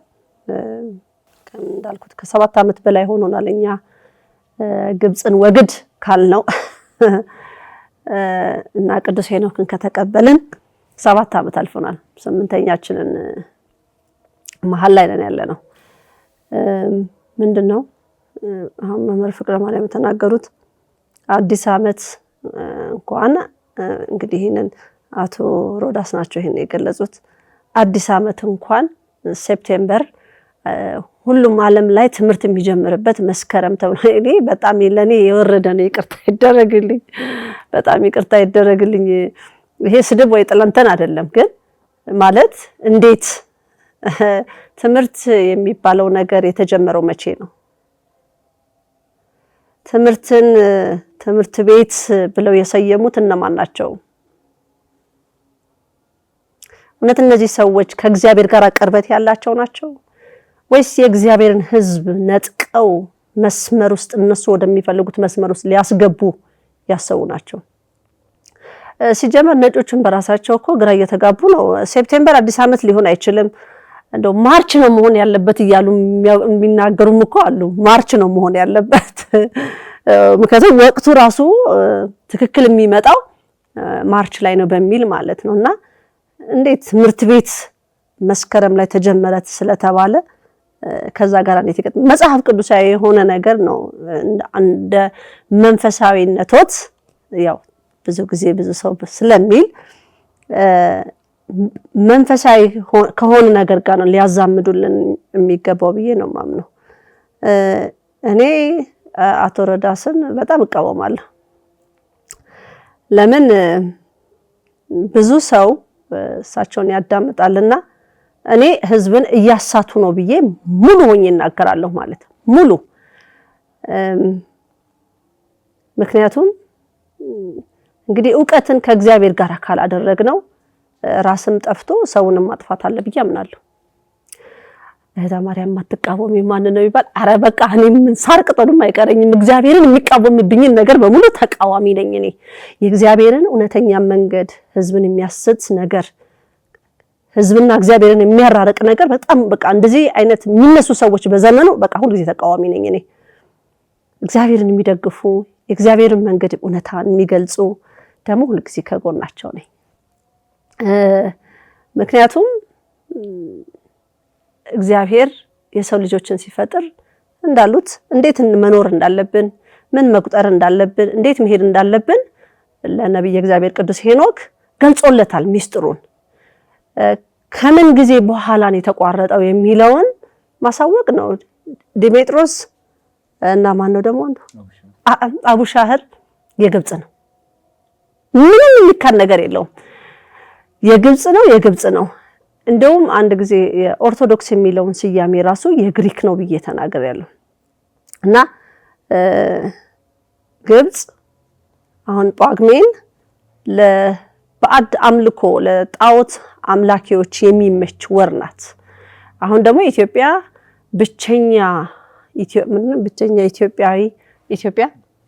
ኢትዮጵያ 13 ወር ባለጸጋ ተብላ ትጠራለችና እንዴ ወዴት 13 ወር ባለጸጋ ምንድነው? ከሌላው ዓለም ሁሉም ዓለማት ላይ ብንሄድ ብዙውን እየነቁ ያሉ ናቸው። ወራቶችን ሁሉ ትርጓሜ እየሰጧቸው ጃንዋሪ፣ ፌብሩዋሪ፣ ማርች ምናምን እያሉ የእያንዳንዱን ወር ስያሜ እንኳን ይፋ እያደረጉ ነው ያሉት እና እኛ ወደ ኋላ እየሄድን ነው ማለት ነው።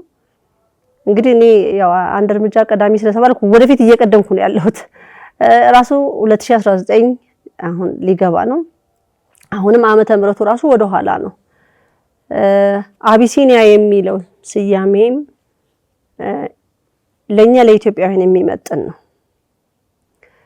ብዙ ታሪክ ተወስዶብናል፣ ተሸፍኖብናል። አሁን መጽሐፍ ቅዱሳችን ያለን ምን ያህል በፊት የነበረው ቁጥሩ ብዛትና በአሁን ሰዓት ያለው እንዴት እያነሰ እንደመጣና ብዙ ጊዜ ለህዝብ የሚጠቅሙ ለህዝብ መንገድ የሚመሩ ነገሮች ሁሉ ተወስደዋል። እኔ የተነገረኝን ነው ለህዝብ ይፋ ማድረገው። እኔ እስከ ህይወቴ ፍጻሜ ድረስ እንደዚህ አይነት ነገሮችን እንሟገታለን። እኛ ይሄንን አቆጣጠር እንደው እስቲ ጥሩን እንምጣ፣ ያላችሁበት ጥያቄም ካላችሁ እንመልሳለን፣ ምንም ያስፈራ ነገር የለም። ይሄ በጥላቻ ሳይሆን በፍቅር መድረክ ላይ መተን ሌላ አላስፈላጊ ንግግሮችን ሳይከተሉ ትክክለኛውን መጽሐፍ ቅዱስ ይዘን ቤተክርስቲያን ያስቀመጠቻቸውን እነዚህ ድርሳናት በቤተክርስቲያን ደረጃ ያሉ ታሪክ ሲጠቀምባቸው የነበር ወይም በታሪክ ላይ ያሉትን ሁሉ ይዘን ማለት ነው አይመጡም ማባል አንችልም። እኛ ጠርተናል ቀድመን እኮ ያላችሁበትን እንምጣ ጉባኤ ሁሉ ዘርግተናል። አዲስ ዓመት መጋቢት ነው ብለን በጣም በብዙ ጊዜ ተናግረናልና ይሄ ነገር ምን ያህል በውስን ሰዎች ህዝቡን ለመያዝ የሚደረጉ ነገሮች ማለት ነው። እኔ ደግሞ ተቃዋሚ ነኝ። ህዝቡ እውነትን ማወቅ አለበት፣ ማንበብ አለበት፣ መጠየቅ አለበት። ለምን የሚለው ጥያቄ መምጣት አለበት። አንዱ እኛን የአንድ ሰውን ጭንቅላት ብቻ እየሰማን መሄድ የለብንም። የአንድ ሰውን አንደበት ብቻ እየሰማን እከሌ አነበበች እከሌ አነበበ ብለን ብቻ ሳይሆን ማንበባቸው ጥሩ ነው፣ ማወቃቸው ጥሩ ነው።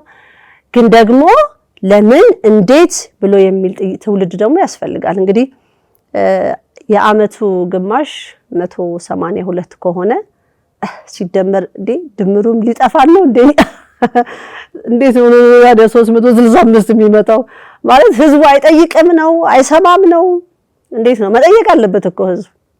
እንግዲህ ራሳቸው አቶ ሮዳስ ይሄን ብለውታል። የዓመቱ ዓመት ግማሽ 182 ነው ብለው ራሳቸው ባንደበታቸው ተናገሩ። ከዛ ምን ራሳቸው ጨመሩበት ማለት ነው። ከዛ ሌላ ምን ቁጥር ነው የሚመጣው? የዓመቱ ግማሽ 182 ከሆነ ያንን ድምር ሲመጣ 364 ነው የሚመጣው። ማለት ህዝቡ ከራሳቸው አንደበት የወጣ ነገር ነው። እንዳሉት ቅድምም መስከረምን ነው እሳቸው ልዩ ወር ብለው ያሏት። መጋቢትም ድንቅ ወር ናት። መጋቢትም ድንቅ ህዝብ ገና ያላወቃት እግዚአብሔር አምላክ ምድርን የፈጠራት ሰውን የፈጠረበት መጋቢት ወር ነው፣ መስከረም አይደለችም። በጣም ልዩ ናት፣ ድንቅ ናት። ይሄንን ጋርደውብናል ትውልድ ሆይ። ይሄ ማህበረ መድኃኔዓለም ወቅድስት ድንግል ማርያም ግልጥ እያደረገ ኧረ እናንብብ ኧረ እንጠይቅ እያለን ያለ ነው። እና እዛው ሚዲያ ላይ እንግዲህ ትምህርት ክፍሉ ለመምጣት ዝግጁ ነው። ከዚህ የበለጠ ማስረጃ የምታዩትን ሌላም ካላችሁም ደግሞ እየጠቀሱ ለመምጣት ዝግጁ ነን። ይሄ ነገር ቢለመድ ጥሩ ነው። አንድ ወገን ብቻ ይዞ መጠየቅ ሳይሆን ሌላውንም ማሳተፍ። አትፍሩ፣ መፍራት አያስፈልግም። ምን አባቱን ይሄ መፍራት ደግሞ እንዴት እናድርገው? ይሄ የፍርሃት መንፈስ እግዚአብሔር ይገስጽልን። መፍራት አያስፈልግም። ምክንያት ማምጣትም አያስፈልግም።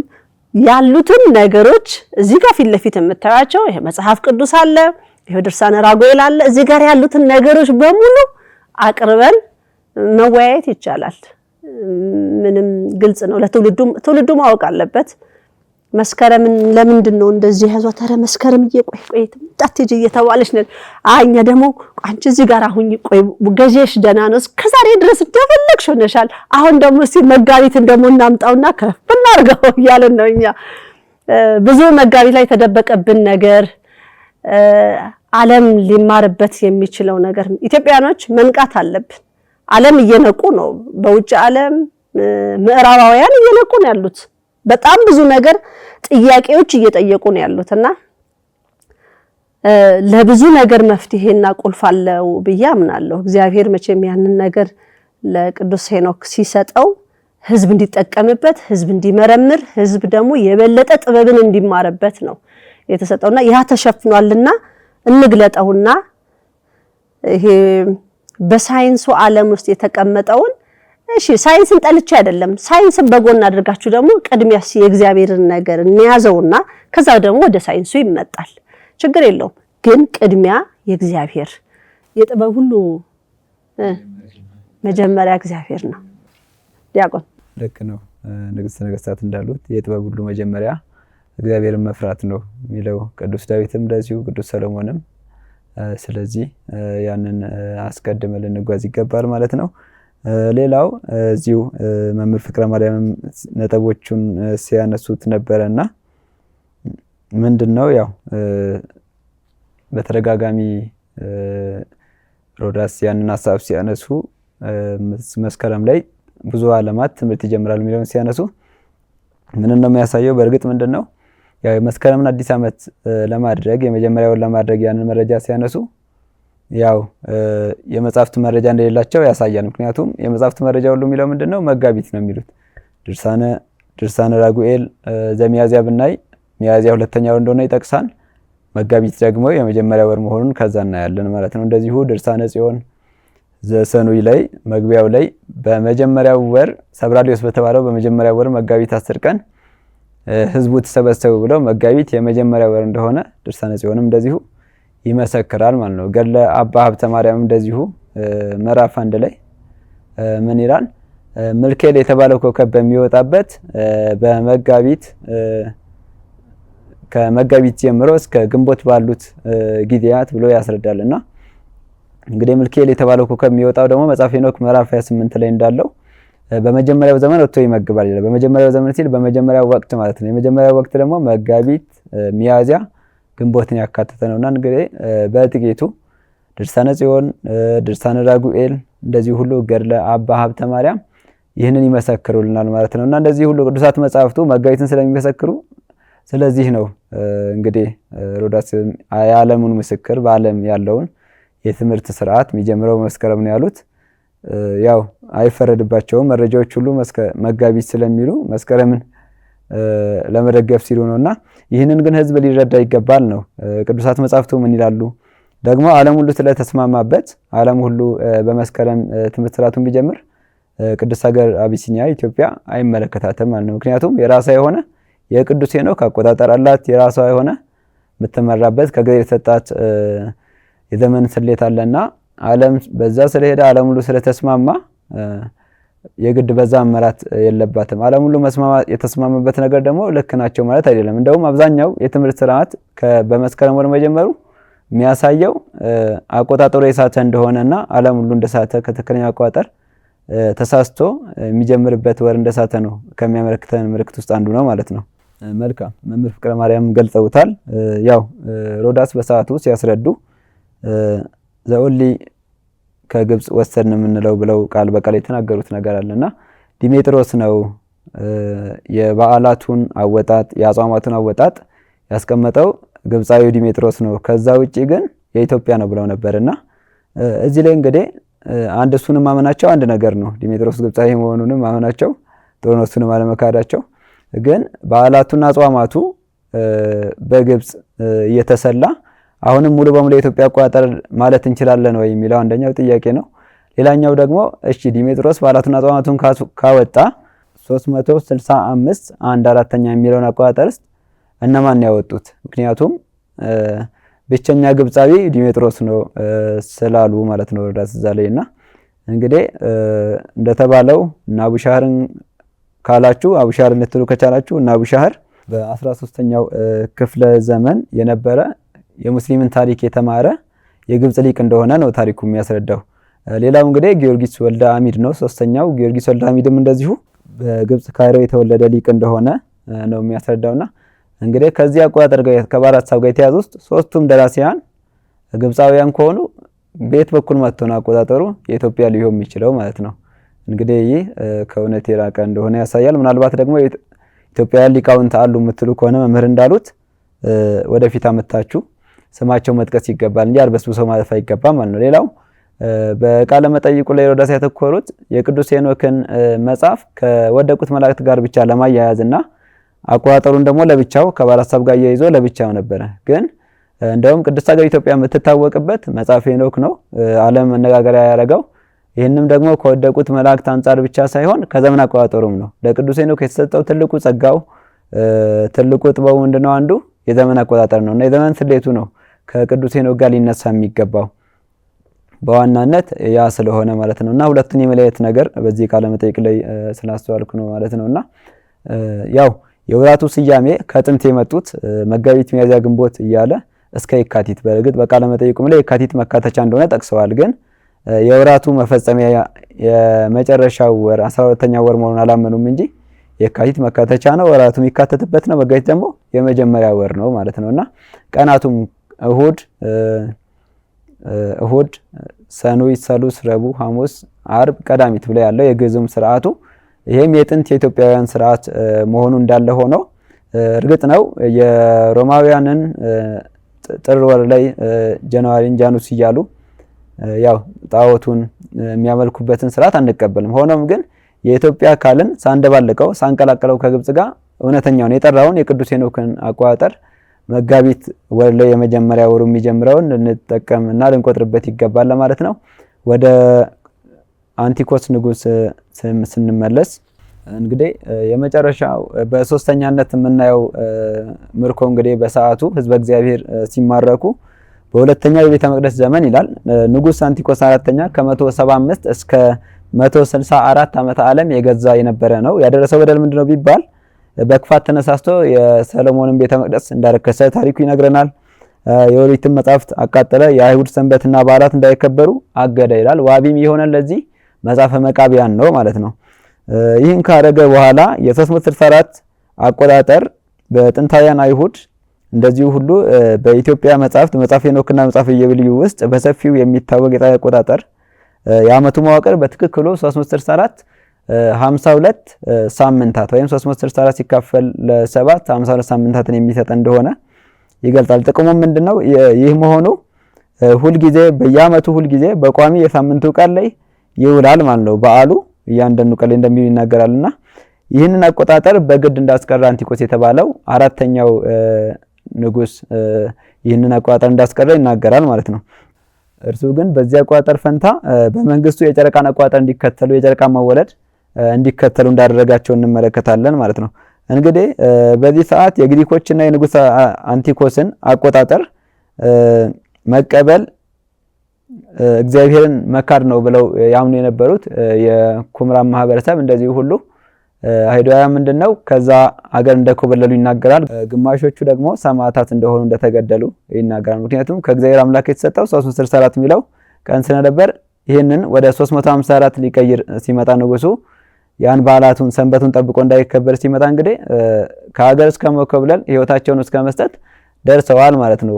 የዘመን አቆጣጠር ቢሆንም ትልቅ ዋጋ ስላለው በሰዓቱ የነበረው ታሪክ ይህንን ያስረዳናልና ከዚህም በኋላ ነው እንግዲህ የመቃቢያን አመጽ የመጣው ማለት ነው። እንግዲህ ይህንን አመጽ ሲያስረዳ ምን ይላል? ዘመካቢስ ሪቮልት ይለዋል። የመቃቢያን አመጽ ይሁዳ መቃቢስና ወንድሞቹ በንጉስ አንቲኮስ ላይ ጦርነት እና አመጽን አነሱ ብሎ ያው አመጽ እንደተነሳ ይናገራል። እንግዲህ በዛ ሰዓት የተቀሩት ግን አይሁዳውያን ያንን የአንቲኮስን ንጉስ አቆጣጠር የጨረቃ መወለድ እየተከተሉ የሚቆጥሩበትን አቆጣጠር እንደተከተሉ ይነግራል ማለት ነው። ሌሎቹ ግን ሰማዕት ሆኑና ኮበለሉ ያንን ላለመቀበል። እንግዲህ ይህንን ሲያስረዳ የታሪክ ሰነዱ ምን ይላል?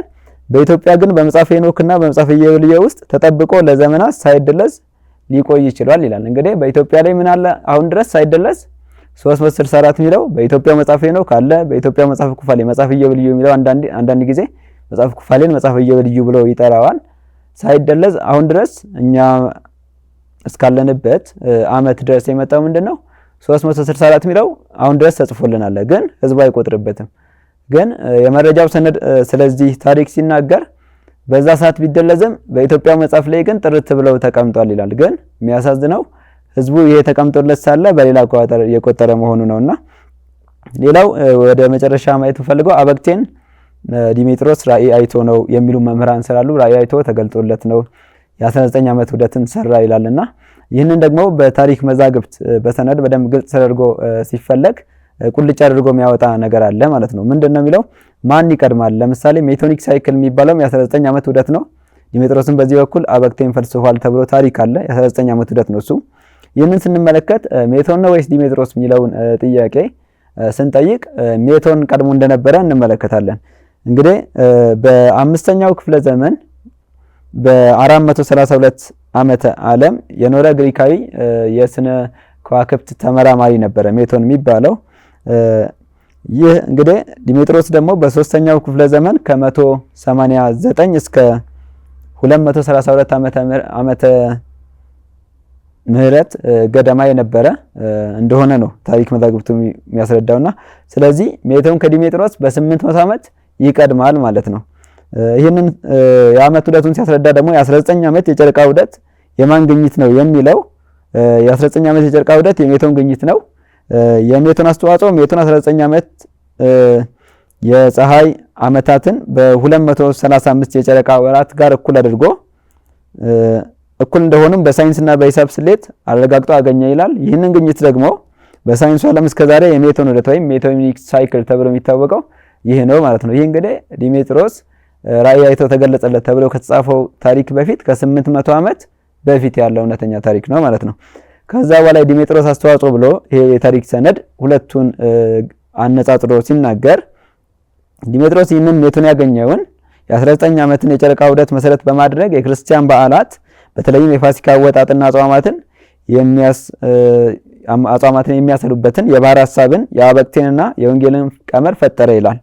የ19 ዓመት የጨረቃ ዑደት ሳይንሳዊ ግኝት የሜቶን ሲሆን ያንን ግኝት ደግሞ ተጠቅሞ ለሃይማኖታዊ በዓላትና አጽዋማት ማውጫ ቀመር ባሕር ሐሳብ ያዋለው ግን ማን ነው? ሊቁ ዲሜጥሮስ ነው ይላል። ግኝቱ ምንድነው? ሳይንሳዊ ግኝት ነው። ሳይንሳዊ ግኝቱን ግን ሜቶን ፈላስፋ ነበረ፣ የግሪክ ፈላስፋ ነበር። ይህንን ግን ሳይንሳዊ ግኝት ዲሜጥሮስ ደግሞ ለቤተ ክርስቲያን አዋለው ነው የሚለው። ትክክለኛው እውነታው ይህ ነው ማለት ነው። ይህ ነው እንግዲህ በራእይ ተገልጦለት እንደዚህ በሚል ታሪክ የተቀመጠልን እና ይህንንም ደግሞ ልናስተውል ይገባል ማለት ነው። ሳይንሳዊ ነገር ደግሞ ሳይንሳዊ ፍልስፍና ለቤተ ክርስቲያን በዓላት ማውጫና በዓላት ማስሪያ መሆን አይችልም። ሊሆን የሚችለው በሰማይ በዓላቱ የሚከበርበት በሰማይ ሲከበር በምድርም የሰው ልጅ የሚያከብርበት ለሰውና ለመላእክትም እንዲያከብሩ ብሎ እንደተቀመጠው በመጽሐፍ የቅዱስ ሄኖክ አቆጣጠር ወጥ የሆነው ነው ማለት ነው። ሌላው ወደ ፍጻሜ መግለጽ የምፈልገው ነገር ሳልጠቅስ ማለልፈው ነገር ያው የዓመቱ ግማሽ 182 ቀን እንደሆነ ከሚገልጸው አንዱ ጥቅስ መጽሐፈ ሄኖክ ምዕራፍ 26 ከቁጥር 32 እስከ 33 ላይ ይናገራል። እዚህ ላይ ምን ይላል? አንዳንድ ሊቃውንት ቅዱስ ሄኖክ 364ቱን ቀን ሲያስቀምጥ ትርፍ ቀን ስለማይጽፍ ነው። አንዳንዱ ሊቃውንት የመጽሐፍ ልምድ ነው ይላሉ። የመጽሐፍ ልምድ ነው ለሚሉት መጽሐፍ ኩፋሌም ላይ 364 ተብሎ ተቀምጦልናል። የዓመቱ ቀናት መጠን መጽሐፈ ሄኖክም ላይ 364 ተብሎ ተቀምጧል። እንግዲህ የመጽሐፍ ልምድ ቢሆን በአንዱ መጽሐፍ 72 አርድእት ቢላቸው በአንዱ መጽሐፍ 70 አርድእት ይላቸዋል። ስለዚህ በዛ ያጎደለውን በሁለተኛው መጽሐፍ ክሶት ያሳያል ማለት ነው። የመጽሐፍ ልምድ እንዳልሆነ የምናየው በመጽሐፈ ኩፋሌም በ81ዱ መጽሐፍ ቅዱስ አሁን እጃችን ላይ ባለው በመጽሐፈ ኩፋሌም ላይ በመጽሐፈ ሄኖክም ላይ 364 እንደሆነ ጭራሽ የተጠነቀቀ እንደሆነ ምንም ስህተት እንደሌለው ነው የሚናገረው። ሲቀጥል ደግሞ ሄኖክ በሱባኤ ስለሚቆጥር ሄኖክ ያተረፈውን ትርፍ ያለበትን ነገር አይጽፍም የሚል ደግሞ የባሕር ሐሳብ መምህራን የሚያቀርቡት ምክንያት አለ። ለዚህም ደግሞ እዚሁ መጽሐፈ ሄኖክ ምዕራፍ 26 ከቁጥር 32 እስከ 34 ባለው ላይ ምን ይላል? የጨረቃን በ6 ወር ውስጥ ጨረቃ ምን ያህል ቀናት ትወጣለች የሚለውን 177 ቀናት እንደምትወጣ ይገልጽና ይህም 25 ሱባኤ ከ2 ቀን ነው ይላል።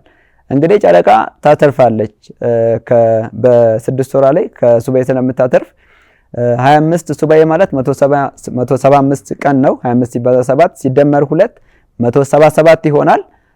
እንግዲህ ጨረቃ በአንድ ዓመት ከፀሐይ 10 ቀን ስለምታንስ በግማሽ ዓመት ደግሞ በ6 ወር ከፀሐይ ስንት ቀን ታንሳለች? 5 ቀን ታንሳለች ማለት ነውና ይህም ከፀሐይና ከከዋክብት ስርዓት 5 ቀን ነው ብለው መጽሐፈ ሄኖክ ምዕራፍ 26 ከቁጥር 32 እስከ 34 ይገልጻል ማለት ነው። 5 ቀን ነው ማለት 182 ሲቀነስ 5 177 ማለት ነው። 177 ሲባዛ በ2 354 ባሕር ሐሳብ መምህራን የፀሐይና የጨረቃ ልዩነት 11 ቀን ነው እንደሚሉት ሳይሆን 10 ቀን እቅጩን እንደሆነ በ6 ወሩም በዓመቱም ላይ 364 ሲሆን 354 እንደሚሆን ጨረቃ በ6 ወሩም ላይ 182 ሲሆን የፀሐይ ግማሽ ዓመት የጨረቃ ግማሽ ዓመት ደግሞ 177 እንደሆነ መጽሐፈ ሄኖክ ምዕራፍ 26 ቁጥር 32 እስከ 34 ግልጽ አድርጎ ይናገራል። በዛውም ቅዱስ ሄኖክ ትርፍ ያለውን ይጽፋል። 25 ሱባኤ ከ2 ቀን ብሎ መጽሐፈ ሄኖክ ምዕራፍ 26 ቁጥር 32 ላይ ጽፏል። የዓመቱም ቀናት ከ364 ትርፍ ቢኖረው ኖሮ ይጽፈው ነበር እዛ ጋር እንደጻፈው ቅዱስ ሄኖክ። ግን ትርፍ ስለሌለው ምን አለ? ትርፍ የሌለውን መጽሐፈ ሄኖክ ምዕራፍ 28 ከቁጥር 11 ላይ ዓመቱን በ364 ቀን ይጨረሳል፣ ነገሩም እውነት ነው፣ የጻፈውም ቁጥሩ የተጠነቀቀ ነው ይላል ማለት ነው። እኛ ዓለም ሁሉ አይደለም አቢሲኒያ ዓለም ሕዝብ ጥግ ድረስ በቅዱስ ያሬድ ልጅ በሆነው በቅዱስ ሄኖክ የዘመን አቆጣጠር ዓለም ጥግ ድረስ መቁጠር አለበት ብለን እናምናለን። የግብጽ ናፋቂ ልንሆን አይገባም። በጭራሽ ያንንም ፈለግ መከተልም የለብንም። መከተል ያለብን የእግዚአብሔርን ቃል ነው፣ መጽሐፍ ቅዱሱን ነው። ኢትዮጵያ ዲሜጥሮስ በሰጣት አቆጣጠር ልትቆጥር አይገባም። ያው እንግዲህ አንዳንድ መጽሐፍ የሚያነቡ ሰዎች ለዲሜጥሮስ ትልቅ ቦታ አላቸው። ያ ደግሞ ስህተት ነው ብለን ነው የምናምነው። መጽሐፍ ቅዱሱ ተገልጦ ህዝብ መጽሐፍ ቅዱሱ ምን ይላል ብሎ መጠየቅ አለበት ብለን እናምናለን። እንግዲህ ከዚህ የበለጠ ብዙ ማስረጃዎችን ማምጣት እንችላለን። እንግዲህ ድፍረቱ ያለው ይጥራል። መምጣት አያቅትም። ትምህርት ክፍሉም ዝግጁ ነው ይሄን ቆሞ ለመመለስ። ምክንያቱም ይሄ ታሪክ ነው፣ ለትውልድ የሚጠቅም ነገር ነው። መጽሐፍ ቅዱስም ብሏል እኮ እንደምንስት ህዝብ ያንን እግዚአብሔር አምላክ ያስቀመጠልንን ነገር ዓለም እንደሚስት አስቀምጦታል። እንግዲህ አሁን ደግሞ የመድኃኔዓለምና የቅድስት ድንግል ማርያም ማህበር ዘኢትዮጵያ ደግሞ ይሄንን አቆጣጠር ተቀብሎታል ማለት ነው። ስለዚህ አመቱም ሱባኤም የተጠነቀቀ ነው። በጣም ወደ ኋላ ስንሄድ ስናስበው ምንድነው እንደዚህ ያሳተን? ይሄ ሁሉ ምሁራን እያሉ ይሄ ሁሉ አዋቂዎች እያሉ እንዴት ልንስት ቻልን ሲል ብለን ለደቂቃ ስንጠይቅ እንግዲህ ብዙዎች ከእግዚአብሔር የራቁ ናቸው ማለት ነው። ዕውቀትን ቢኖራቸው ዕውቀታቸው በእግዚአብሔር እቅፍ ውስጥ አይደለም ማለት ነው። ስለዚህ እኛ ደግሞ ወደ እግዚአብሔር እቅፍ ውስጥ መምጣት አለብን። እነዚህ የምንወዳቸው ሰዎች ከእግዚአብሔር እቅፍ የወጡብንን ወደ እግዚአብሔር እንዲመጡ ደግሞ ማድረግ አለብን ብለን እናምናለን። መገፋፋት አላምንም፣ ግን ወደ እግዚአብሔር እቅፍ ውስጥ ሁሉ መምጣት አለበት። እምቢ ካለ እንግዲህ ወግድ እንለዋለን ማለት ነው። እኛ ደግሞ ይሄ የተሰጠንን እግዚአብሔር መንፈስ ቅዱስ ያስቀመጠልን መቀበልና ማስኬዳለን። ብዙ ነገር ነው የሚገለጽልን፣ ብዙ ጥበብን የያዘ ነገር ነው፣ ብዙ ሚስጥርን የያዘ ነገር ነው። ዕውቀት ያለው ምን የሌለው ነገር አለ። በቃ ይሄን እንዳንደርስበት የእግዚአብሔርን ሚስጥር እኔና እናንተ እንዳይዋሃደን የተደረገ ድርጊት ነውና ወደዛ መምጣት አለብን። የእግዚአብሔርን ፍቅር ማወቅ አለብን። ሲፈጥረን የሰጠን ሕግና ስርዓት አለን። በዛ ሕግና ስርዓት እንዳንኖር በብዙ መሰናክል ውስጥ የሰው ልጅ ገብቷልና ይሄ ግን ትክክለኛውን የእግዚአብሔርን መንገድ የሚመራን ነገር ስለሆነ የኢትዮጵያ ሕዝብ ይሄን ነው መቁጠር ያለበት። ወደፊትም ትውልድም ሲመጣም ደግሞ ይሄንን ከእግዚአብሔር ጋር ሕዝቡን እያገናኙ መሄድ አለብን ብዬ ነው የማምነው። እንግዲህ ለነበረን ቆይታ እግዚአብሔር ያክብርልን። ደስ የሚል ቆይታ ነው። ዲያቆን ወልደሰንበት እግዚአብሔር ያክብርልን። መምህር ፍቅረ ማርያም እንግዲህ የመድኃኔዓለምና የቅድስት ድንግል ማርያም ማህበር ዘኢትዮጵያ እንዲሁም ደግሞ ሌላው ይሄንን ያቀረብነውን ደግሞ እናንተ የተሰጠ ጥቅሶች አሉ፣ እነሱን እየከፈታችሁ ደግሞ ማንበብና ማመሳከር ትችላላችሁ ማለት ነው። እንግዲህ እግዚአብሔር ያክብርልን። ይሄን ይመስላል። መልካም። በመጨረሻም 2 ነጥብ ላንሳና መርሃ ግብሩን እንፈጽማለን ማለት ነው። አንዳንድ ነጮች መጽሐፈ ሄኖክን ሰርቀውም ስለነበረ በመንቃት 364 ነው ትክክለኛው አቆጣጠር እያሉ እየመጡ ያሉ አሉና ይህንን እንግዲህ ታይቀርሙም በእውነትም ኢትዮጵያ እየመከረችበት ካለች ትክክለኛ ወደ ሆነው ኢትዮጵያንም ወደሚገልጻት ወደ ቅዱስ ሄኖክ አቆጣጠር ሀገሪቷም ልትመጣ ይገባል። ሁሉንም አንድ አድርጎ ምክንያቱም ብራና መጽሐፍቱ የቅዱስ ሄኖክ መጽሐፍ የሁሉም የሀገሪቱ የሕዝቡ ሁሉ ሀብት ስለሆነ ይህንን ለማለት ፈልጋለሁ። ከዚህ በፊት ደግሞ እንደዚሁ አቶ ሮዳስን ብዙ መምህራን እነ መምህር ፋንታውንን በመናገር ሰዓት ከነሱ ጋር ውይይት በመናደርግ ሰዓት የኛም ጥያቄ ነው ብለው በኋላ ላይ ይህን ጥያቄ ያው ወደ የበላይ አካል እናስተላልፋለን በሚሉ ሰዓት ግን ብዙ ሰዓት ላይ በሌሎች ሚዲያዎች ይመጣሉ ተብለው እኒህ መምህር አልመጡም። ምክንያቱም ሚዲያዎች ጥሪ እንዳደረገላቸው መረጃ ስለነበረን ነው። አሁንም ደግሞ እውነትን ከያዙ መተው መወያየት እንደምንችል ያው ንግስተ ነገስታትም ገልጸውታል። ይህንን ለማለት ነው። ስለነበረን ጊዜ በድጋሚ የእግዚአብሔር ስም የተመሰገነ ይሁን። ወስብሐት ለእግዚአብሔር ወለወላዲቱ ድንግል ወለመስቀሉ ክቡር። ይምሃረነ ወይሳሃለነ በርትዕት ተዋሕዶ ሃይማኖት ያጽናነ ለይኩን።